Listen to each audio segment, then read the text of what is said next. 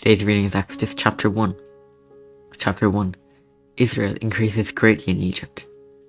These are the names of the sons of Israel who came to Egypt with Jacob, each with his household: Reuben, Simeon, Levi, and Judah; Issachar, Zebulun, and Benjamin; Dan and Naphtali; Gad and Asher.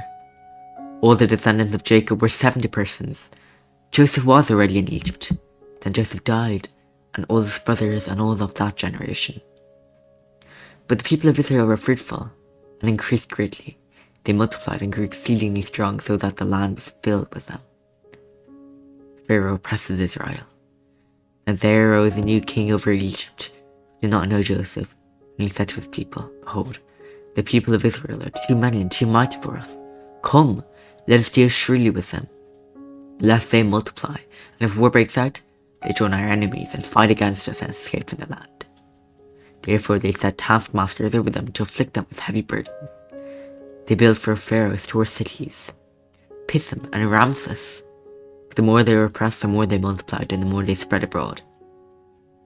And the Egyptians were in dread of the people of Israel.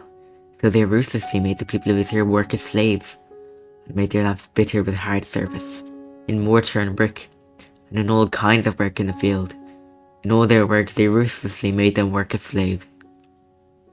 Then the king of Egypt said to the Hebrew midwives, one of them, whom was named Shiphrah, and the other Puah, "When you serve as a midwife to the Hebrew women, and see them on the birth stool, if it is a son, you shall kill him, but if it is a daughter, she shall live." But the midwives feared God, and did not do as the king of Egypt commanded them, but let the male children live. So the king of Egypt called the midwives and said to them, "Why have you done this, and let the male children live?" The midwives said to Pharaoh, "Because the Hebrew women are like that, not like the Egyptian women, for they are vigorous and give birth before the midwife comes to them." But God dealt well with the midwives, and the people multiplied and grew very strong.